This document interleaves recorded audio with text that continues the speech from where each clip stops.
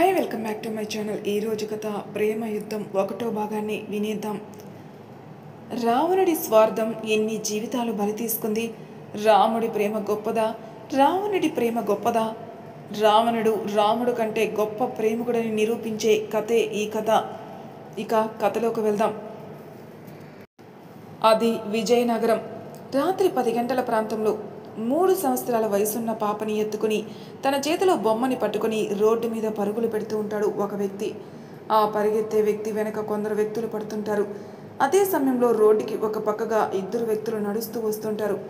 అందులో ఒక వ్యక్తి తాగి ఉంటే ఇంకొక వ్యక్తి అతన్ని పట్టుకొని తాగిన వ్యక్తితో పాటు తూలుతూ నడుస్తుంటాడు. పాపని ఎత్తుకున్నవాడు నడవలేక పాపని దించితే పాప వేగంగా వారి దగ్గరికి వెళ్ళి వాళ్ళ చాటున దాక్కుని చుట్టూ చూస్తూ ఉంటుంది. ఒక్కసారిగా పాప వచ్చి కాలికి అడ్డుపడేసరికి నడిచే వ్యక్తులిద్దరూ ఒక్కసారిగా ఆగి పాప ముఖం చూడడానికి ప్రయత్నిస్తారు. కానీ పాప వాళ్ళ కాళ్ళ మధ్యలో తల పెట్టడం వల్ల ఇద్దరికి సరిగ్గా కనిపించదు. కిరీటి, ఎవర్రా ఈ పాప అంటాడు వాసు. ఏమో నాకేం తెలుసురా అంటూ ముందుకి వంగోబోయి ఎదురుగా వస్తున్న వాళ్ళని చూసి తిరిగి నిల్చుని వాళ్ళ వైపే చూస్తాడు కిరీటి. వాళ్ళు ముందుకు వచ్చి, క్షమించండి, పాప మా పాపే. మేము బొమ్మ కొనిపించుకొని వస్తూ ఉంటే మా వాడిని పరిగెత్తమని గొడవ చేసింది. చీకట్లో తప్పిపోయారనుకొని కంగారుగా వస్తున్నాం అంటాడు అందులో ఒకడు. హో అని పాపని చేతిలోకి తీసుకుని చూస్తాడు కిరీటి. పాప తనని చూస్తుంటే ఎంతో ముద్దుగా అనిపిస్తుంది అనుకుని బుగ్గ మీద ముద్దు పెట్టి, పాప నీ పేరేంటి అంటూ గుండెలకి హత్తుకుంటాడు కిరీటి. పారన అంటూ నవ్వుతూ ముద్దుగా చెప్తుంది పాప. ఆ మనుషులు ఒకడు నవ్వుతూ, తన పేరు ప్రార్థన అండి అని. ప్రార్థన, పదా వెళ్దాం, అమ్మ నీ కోసం వెతికి ఏడుస్తుంది, నాన్నకి తెలిస్తే మమ్మల్ని తిడతారు అంటూ ఎత్తుకోవాలని చూస్తాడు. వాసు ఎత్తుకుంటున్న వాళ్ళని చూసి, అలా రావచ్చా ప్రార్థన, అసలే రోజులు బాగోలేవు, నువ్వు ఒంటరిగా బయటకు వచ్చావంటూ కాస్త గట్టిగా చెప్తాడు. వాసు గట్టిగా చెప్పేసరికి ఏడుపు ముఖం పెట్టుకుని వాసు వైపే చూస్తుంది ప్రార్థన ముఖం అలా పెట్టేసరికి కిరీటి ఇంకా గుండెకి అదుముకొని, రేయ్ వాసు ఊరుకో, తనని అవన్నీ తెలిస్తే వయసు అయితే ఎందుకు వస్తుంది అని పాపని వాళ్ళకిచ్చి, జాగ్రత్త అండి, రోడ్డు మీదకి ఒంటరిగా పంపకండి అంటాడు. వాళ్ళు తలూపి చాలా థ్యాంక్స్ అండి అని తీసుకుని వెళ్తారు. కిరీటి పాపని వాళ్ళు తీసుకుని వెళ్ళే వరకు వెంట వెళ్ళి వాళ్ళ ఇంట్లోకి వెళ్ళాక తన చేతుల్ని చూస్తూ ఉంటాడు. ఏమైందిరా చేతులు చూసుకుంటున్నావు అంటాడు వాసు. ఏం లేదు, వెళ్దాం పదా అంటూ అక్కడి నుంచి కదులుతాడు కిరీటి. వాసు చుట్టూ చూస్తూ, తొందరగా వెళ్ళాలి పదరా, ఇంటి దగ్గర గంగోత్రి ఒక్కతే ఉంటుంది అంటూ హడావిడి చేస్తూ ఉంటాడు. ఇప్పుడు ఆవిడ గారి పేరు ఎందుకు, వెళ్దాం పదా, ఈరోజు మందు ఎక్కువైనట్టుంది, రోడ్డు సరిగ్గా కనిపించట్లేదు అంటూ తూలుతూ వెళ్తాడు కిరీటి. రోజు తాగే బదులు తొందరగా వెళ్తే అయిపోతుంది కదరా, ఇంత ఆలస్యంగా వెళ్తే తను ఎదురు చూడకుండా ఏం చేస్తుంది అంటాడు వాసు. కొన్ని జీవితాలంతే, ఎదురు చూడ్డానికి తప్ప దేనికి పనికిరావు అంటూ ముందుకు కదులుతాడు కిరీటి. ప్రార్థన, ఎక్కడికి వెళ్ళావు, నీకోసం అమ్మ ఎంత కంగారు పడుతుందో తెలుసా అంటూ కంగారుగా వస్తాడు ప్రార్థన తండ్రి భైరవ. నాన్న, నేను అమ్మ కోసం ఈ బొమ్మ కొనడానికి సాయంత్రం వెళ్ళాను, మళ్ళీ పొద్దున్నే తేవడానికి వాళ్ళ ఇంటికి వెళ్ళి తీసుకుని వస్తున్నాను అని పొడిగా విడమర్చి చెప్తుంది. ఇంత రాత్రి సమయంలో బయటికి వెళ్తే ఎలా, నాకే కాసేపు కాళ్ళు చేతులు ఆడలేదు, 9 అవుతుంది కదా ప్రార్థన అంటాడు భైరవ. నాన్న అని ముద్దుగా పిలుస్తూ భైరవ బుగ్గ మీద ముద్దు పెడుతుంది ప్రార్థన. భైరవ కూతురి ముద్దుకి నవ్వుతూ ఇంకో బుగ్గ చాపుతాడు. అప్పుడే ప్రార్థన, వచ్చావా, చెప్పకుండా ఎక్కడికి వెళ్ళావు అంటూ కంగారుగా వస్తుంది ప్రార్థన తల్లి మండోదరి. హే మండోదరి, ఏంటా రావడం, కింద నీళ్ళ తడి ఉంది చూసుకొనిరా అంటూ దగ్గరికి వెళ్తాడు భైరవ. హా అంటూ ప్రార్థన చేతిలోకి తీసుకుని, ఎక్కడికి వెళ్ళావు ప్రార్థన, నేను పాలు కలుపుకొని వచ్చేంతలో వెళ్ళావు, ఇక్కడ నీకేమీ తెలియదు కదా, నాకెంత భయం వేసిందో తెలుసా అంటూ ఏడుపు ముఖం పెడుతుంది మండోదరి. ప్రార్థన తన చిన్న చేతులతో తల కొట్టుకుని, ఒకటే ప్రశ్న ఎంతమంది అడిగితే ఎలా చెప్పాలి అంటూ వచ్చి రాని మాటలతో చెప్తుంది. చూసారా భైరవ ఎలా కొట్టుకుంటుందో అని ముద్దు చేస్తూ, ఇంతకీ ఎక్కడికి వెళ్ళింది మన ప్రార్థన అని అడుగుతుంది. నేను నీకు చెప్పను, అది చాలా పెద్ద రహస్యం అంటూ చేతులు చాపి చూయిస్తుంది ప్రార్థన. మండోదరి నవ్వుతూ, సరేరా పాలు తాగి పడుకుందు గాని అని నడుం మీద ఎత్తుకొని డైనింగ్ టేబుల్ దగ్గరికి వెళ్తుంది. తను వెళ్ళగానే భైరవ ప్రార్థనను తీసుకుని వచ్చిన వాచ్మెన్ వైపు చూసి, ఇంట్లో నుంచి పాప వెళ్ళే వరకు ఏం చేస్తున్నారు అంటాడు కోపంగా. క్షమించండి సార్, పాప బయటికి వెళ్ళగానే చూసాం, కానీ పాప రోడ్డు మీద తప్పించుకుని వెళ్ళింది. ఈ కారణాలు నాకు చెప్పొద్దు. మీరు కొత్తగా వచ్చారు, ఇది మొదటిసారి కాబట్టి ఏమనట్లేదు. ఇంకొకసారి ఇలా జరిగితే ఊరుకోను అంటాడు భైరవ. వాళ్ళు సరే సార్ అని వెళ్ళబోతే భోజనం చేసి వెళ్ళండి అని భైరవ మండోదరి వైపు ఒక్కసారి చూసి తన గదిలోకి వెళ్తాడు. మండోదరి భైరవ మాటలు వింటూనే పాపకి పాలు పట్టించి వాళ్ళకి భోజనం పెట్టి పాపని భుజాన వేసుకుని జో కొడుతూ నిద్రపిచ్చుతూ ఉంది. పాపని తీసుకుని వచ్చి ఇంటి ముందు వదిలిన వాళ్ళు వాచ్మెన్లు ఇద్దరు తిరిగి బయటికి రావడం చూసి అక్కడి నుంచి చీకట్లోకి వెళ్ళిపోతారు. కిరీటి వెళ్ళేసరికి గంగోత్రి ఇంటి ముందున్న గుమ్మం మెట్టు మీద కూర్చుని గడపకి తలపెట్టి నిద్రపోతూ కనిపిస్తుంది. అయ్యో, మళ్ళీ బయటే పడుకుందిరా అంటాడు వాసు.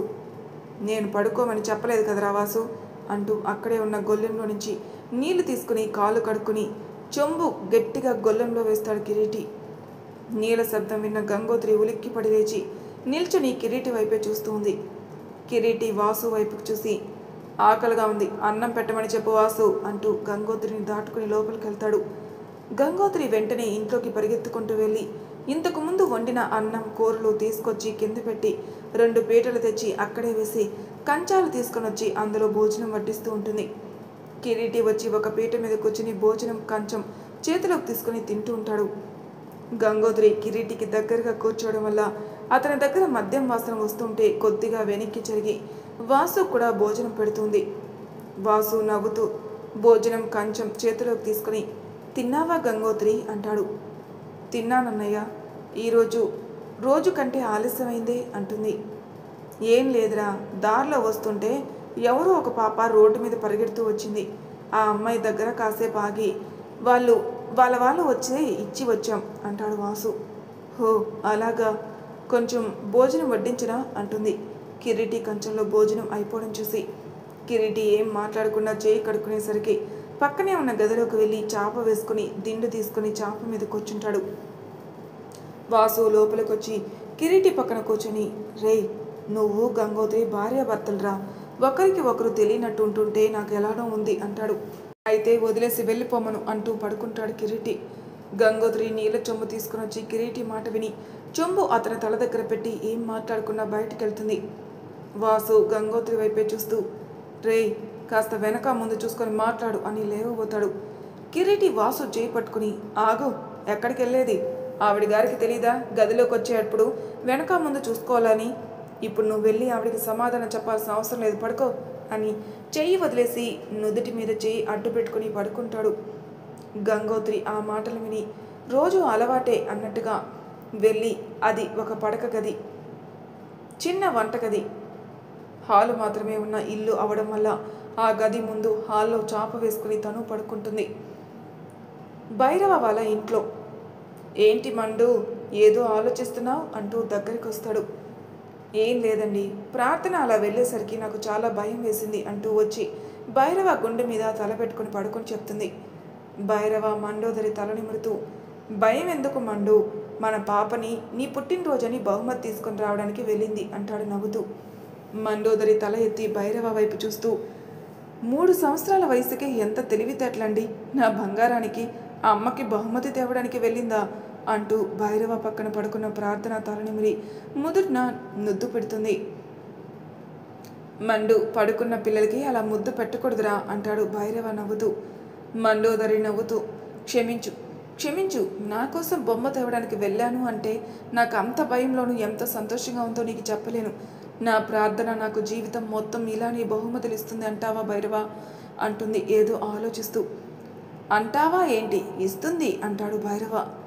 ఏమో భైరవ, నాకు భయంగా ఉంది, నా ప్రార్థన నా దగ్గర ఉంటుంది కదా అంటూ భైరవ ముఖం చూస్తుంది మండోదరి.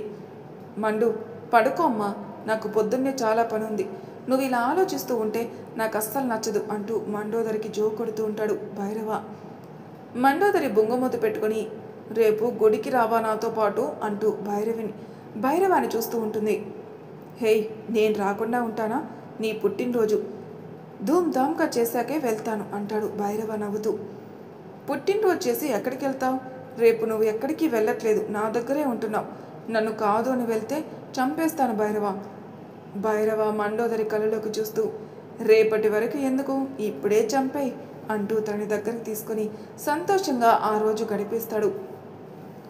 ఉదయం ఉప్పెనే తాకే అలవి నువ్వైతే, నీ తాకిడికి కరిగి ఇసుక తిన్నిన నేను, చీకట్లో కమ్మే అమావాస్యపు నిసిది నువ్వైతే, నీ హృదయాన్ని తాకే పండు వెన్నెల వెలుగు నేను, ఎగిసిపడే జ్వాల నువ్వైతే, చల్లార్చే మంచు కనిక నేను, ఉవ్వెత్తన వీచే సుడిగాలి నువ్వైతే, నిన్ను బంధించే గానాన్ని నేను, వరదలై ముంచే జడివాన నువ్వైతే, చిగురుటాకు అందాన్ని నేను, ఆకాశానివి నువ్వైతే, నీలో కరిగిపోయి నిన్ను బంధించే నేను అని ఒక ఆడ గొంతు వినిపిస్తుంటే ఉలిక్కి పడిలేస్తారు. ఇక్కడ కిరీటి, అక్కడ భైరవ ఇద్దరు ఒకేసారి. కిరీటి లేచిన తీరికి వాసు కూడా మెలకు వచ్చి, రే ఏమైంది అంటాడు. ఏం లేదు అని గోడ గడియారం వైపు చూసి, 5 అవుతుంది, నువ్వు పడుకో, నాకు నిద్ర రావట్లేదు అని లేచి కిటికీ దగ్గరికి వెళ్తాడు. వాసుకి నిద్ర వచ్చి మళ్ళీ పడుకుంటాడు. గంగోత్రి అప్పటికే నిద్ర లేచి వాకిట్లో కల్లాపు చల్లి ఇంటి ముందు ముగ్గు పెడుతూ ఉంటుంది. కిరీటి గంగోత్రి ముఖం చూస్తాడు. సరిగ్గా నిద్రలేక కొంచెం ఉబ్బుగా కనిపిస్తోంది. గంగోత్రి ముగ్గు పెట్టడం అయిపోయి అక్కడే గాబు దగ్గర వేసి ఉన్న అంట్లు తోమి ఇంట్లో పెట్టి మళ్ళీ వచ్చి బట్టలు ఉతికి ఆరేసి గంటలో పని చేసుకుని స్నానానికి వెళ్ళి తయారై జుట్టు ఆరబెట్టుకుంటుంది.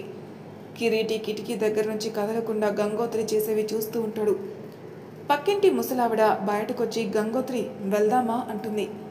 గంగోత్రి ఒక్క నిమిషం ఏం మాట్లాడకుండా నిశ్శబ్దంగా ఉండి, బామ్మ నాకు వేరే దగ్గర పని చూస్తావా అంటూ ఆమె ముఖం చూస్తుంది. అదేంటి గంగోత్రి, అక్కడ బాగానే ఉంది కదా, మళ్ళీ వేరే దగ్గర పని ఎందుకు? నాకు అక్కడ పని నచ్చలేదు బామ్మ, ఏమీ అనుకోకుండా నువ్వు వేరేది ఉంటే చూడవా అంటుంది. బామ్మ వాళ్ళ గేటు తీసుకొని లోపలికి వచ్చి, ఏమైందమ్మా, ఎందుకు వేరేది చూడమంటున్నావు, అక్కడ బాగానే ఉంది కదా అంటూ ఆగి, చెంప మీద చేతివేలు గుర్తులున్నాయి ఏంటి, కిరీటి నిన్ను కొట్టాడా ఏంటి అంటూ బుగ్గ తడిమి చూస్తుంది. కిరీటి ఒక పక్క నుంచి కనిపిస్తున్న గంగోత్రి ముఖం చూస్తాడు. చచ్చా, బావ నన్నెందుకు కొడతాడు బామ్మ, నేను పని చేస్తున్న ఇంట్లోకి అమెరికా నుంచి ఆ ఇంటి ఓనర్ కొడుకొచ్చాడు, నిన్న ఎవరు లేనిది చూసి నన్ను అంటూ ఒక 2 క్షణాలాగి బామ్మ చేయి పట్టుకుని, నాకు వేరే దగ్గర పని చూడు బామ్మ, బావ ఒక్కడే పని చేస్తే ఇంట్లో అప్పులు తీరవు, నేను అప్పు తీర్చకపోయినా ఉప్పుకి పప్పుకి అడగడం రూపాయి 2 రూపాయలు అంటూ చేయి చాచడం బాగోదు అంటుంది గంగోత్రి. సరే తల్లి, నేను పని చేస్తున్న దగ్గర ఒక పెద్ద ఇంట్లోకి ఈ మధ్యలో ఎవరో దిగారు, నేను అడుగుతాను, ఒకవేళ అవసరం ఉంటే తీసుకుంటారు, లేదంటే వేరే ఇంకెక్కడైనా చూస్తాను. సరే బామ్మ, నేను గుడికి వెళ్తాను, ఇవాళ ఎవరిదో పుట్టినరోజంట, గుళ్ళో అన్నదానం చేస్తున్నారు, వాళ్ళకి సహాయం చేయడానికి మనుషులు కావాలని మన వీధి చివర వంటల మేస్త్రి అడిగారు, నేను వెళ్తాను అంటుంది గంగోత్రి. సరే తల్లి, నాకు పనికి సమయం అవుతుంది, నేను వెళ్తాను అని అక్కడి నుంచి వెళ్తుంది బామ్మ. గంగోత్రి బామ్మ వెళ్ళగానే చెంప మీద చేయి పెట్టుకొని కన్నీళ్ళు వస్తుంటే తన చేతి మణికట్టుని చూసుకుంటూ బాధపడుతూ లోపలికి వెళ్ళిపోతుంది. కిరీటి గంగోత్రి వైపు చూసి ఏమీ పట్టనట్టు తిరిగి వెళ్ళి పడుకుని 8 గంటల ప్రాంతంలో నిద్రలేచి తయారై వాసుతో కలిసి కార్ల షెడ్కి వెళ్తాడు. భైరవ వాళ్ళ ఇంట్లో కలలో వినిపించిన మాటకి తన కళ్ళు అరచేతితో కప్పుకొని నిదానంగా కళ్ళు మీద చేతులు తీసి పక్కకి చూస్తాడు. ప్రార్థన, మండోదరి ఒకరిని ఒకరు హత్తుకొని ముడుచుకొని పడుకొని ఉంటారు. భైరవ ప్రార్థన నుదుటి మీద ముద్దు పెట్టి, శుభోదయం కన్నమ్మ అంటూ మండోదరి నుదుటి మీద ముద్దు పెట్టి, పుట్టినరోజు శుభాకాంక్షలు మండు అంటూ లేచి కిందికెళ్తాడు. మండోదరి చిన్నగా నవ్వుకొని ప్రార్థన వైపు చూసి ముద్దు పెట్టి మళ్ళీ పడుకుంటుంది. గంట తర్వాత పైకొచ్చిన భైరవ, మండు లే, ఇవాళ గుడికెళ్ళాలి అన్నావు కదా అంటూ తట్టి లేపుతాడు. కాసేపు పడుకుంటా భైరవ అంటుంది మండోదరి మత్తుగా. మళ్ళీ వచ్చాక పడుకుందులే కానీ లే, అయినా పుట్టినరోజు కూడా ఇంత ఆలస్యంగా లేస్తే ఎలా అని లేపి కూర్చోబెడతాడు. మండోదరి కళ్ళు తెరిచి, నువ్వు రాత్రి తొందరగా పడుకొనిస్తే ఇప్పుడు తొందరగా లేచేదాని కదా అంటుంది కోపంగా. భైరవ చిన్నగా సిగ్గుపడి నవ్వుతూ మండోదరిని చేతుల్లోకి తీసుకుని, ఈరోజు పుట్టినరోజు పాపకి నేను స్నానం చేయించాలనుకుంటున్నాను అంటాడు. వద్దు భైరవ, పనమ్మాయి టీ తెచ్చే సమయం అయింది అంటుంది మండోదరి కంగారుగా. పనమ్మాయి వస్తే మన అనుమతి లేదే ఇక్కడికి రాదు అంటూ మండోదరిని తీసుకుని స్నానాల గదికి వెళ్తాడు భైరవ. భైరవ ప్రార్థన నిద్ర లేస్తుంది. నా కన్నమ్మ మంచి అమ్మాయి, ఈ నాన్న కూతురు, నాన్న బిజీగా ఉన్నప్పుడు అస్సలు లేవతలే, ముందు బ్రష్ చేయి, లేదంటే ఇలానే స్నానం చేద్దాం అంటూ మండోదరిని దించుతాడు భైరవ. మండోదరి భైరవ మీసంలాగి మొండి అంటూ బ్రష్ చేసుకుని భైరవ వైపు చూస్తుంది. భైరవ కొంటిగా చూస్తూ మండోదరిని తీసుకుని వెళ్ళి షవర్ కింద నిల్చోబెడతాడు. మండోదరి సిగ్గుతో రెప్పలు వాల్చి భైరవ వైపు చూడలేక తలదించేస్తుంది. గంట తర్వాత భైరవ ప్రార్థనకి డ్రెస్ వేస్తూ ఉంటాడు. మండోదరి అద్దం ముందు నిల్చుని తయారవుతూ ఉంటుంది. ప్రార్థన నవ్వుతూ ముద్దు ముద్దుగా నాన్న అమ్మ పుత్తైన అంటుంది. హా కన్నమ్మ, నువ్వు చెప్పు అమ్మకి అంటాడు భైరవ నవ్వుతూ. నేను బొమ్మ తెచ్చానమ్మా పుత్తైన అని అంటూ ముద్దుగా చెప్తుంది ప్రార్థన. మండోదరి మొత్తం తయారై ప్రార్థన దగ్గరికి వచ్చి ప్రార్థన అంటూ ప్రార్థన ముఖం మొత్తం ముద్దులు పెడుతూ బొమ్మ తెచ్చావా అంటుంది. భైరవ మూతి ముడుచుకుని మరి నాకు అంటాడు ముద్దుగా. మండోదరి నవ్వుతూ గుడికెళ్ళొచ్చాక నీ అల్లరి మొదలుపెట్టు మహాప్రభు అంటూ భైరవ వైపే చూస్తుంది. గుడి పేరు చెప్పి తప్పించుకుంటున్నావేమో, ఇవాళ మొత్తం నువ్వు పుట్టినరోజు పాపలానే నాతో ఉండాలి అంటాడు భైరవ కన్ను కొట్టి. సిగ్గు లేకుండా ఏంటా మాటలు, ప్రార్థన ఇక్కడే ఉంది అని నవ్వుతూ వెళ్దామా అంటుంది. అంటూ మండోదరితో పాటు గుడికి వెళ్తాడు భైరవ. కిరీటి పనిచేసే గ్యారేజ్లో కిరీటి వచ్చావా, ఈరోజు ఈ కార్ కీస్ తీసుకుని వెళ్ళి గుడి దగ్గర ఇచ్చిన కస్టమర్ ఎదురు చూస్తున్నాడు అంటూ వస్తాడు షెడ్ ఓనర్. ఇలాంటివి నాకు చెప్పొద్దు అని నీకెన్నిసార్లు చెప్పానన్నా అంటూ విసుగ్గా చెప్పి చొక్కా విప్పబోతాడు కిరీటి. బాబ్రే బాబ్, కొంచెం వెళ్ళురా, నేనే వెళ్దాం అనుకున్నాను కానీ రాత్రి నుంచి మోకాలు నొప్పులు, ఇప్పుడు డ్రైవ్ చేయలేనురా. కిరీటి వాసు వైపు చూస్తాడు. వాసు అప్పటికే ఒక బైక్ ముందు కూర్చుని సీరియస్గా రిపేర్ చేస్తూ ఉంటాడు. వెళ్ళు కిరీటి. కిరీటి కోపంగా ఓనర్ చేతిలో తాళం లాక్కొని అడ్రస్ కనుక్కొని గుడి దగ్గరికి వెళ్తాడు. అక్కడికి వెళ్ళి తన దగ్గరున్న కీప్యాడ్ ఫోన్ తీసి ఓనర్ చెప్పిన కార్ అతనికి ఫోన్ చేస్తాడు. అతను లోపల ఉన్నానని చెప్పేసరికి విసుగ్గా గుడి లోపలికి వెళ్తాడు కిరీటి. మరి తర్వాయి భాగంలో ఏం జరుగుతుందో నెక్స్ట్ ఎపిసోడ్లో తెలుసుకుందాం. అంతవరకు నా ఛానల్ సబ్స్క్రైబ్ చేయని వాళ్ళు ప్లీజ్ సబ్స్క్రైబ్ చేసుకోండి, లైక్ చేసి షేర్ చేయండి, మీ అభిప్రాయాలు నాకు కామెంట్ రూపంలో తెలియజేయండి. Thank you for listening.